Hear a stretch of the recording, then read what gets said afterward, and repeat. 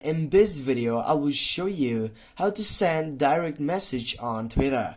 Firstly, you need to open up your Twitter application, and right after you get there, you need to go and select the chat section, or you can simply go on the search box right over here and you can type for the account that you want to send a direct message on it. For example, I will just type for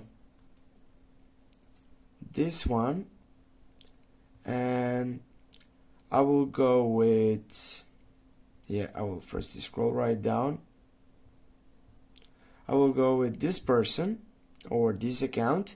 Now if I tap on the three dots on my right upper side, as you can see here, you have many options to get up through in, but here you couldn't find the option to send a message. This is why this profile has been detected a section or a feature which is for not a public or for a private section. Now if you get back and you find out a different, for example this one, now as you can see here guys, beside the follow button you have that message button, and if you tap on it, here guys, you can see that now I have the chance to send a direct message on Twitter.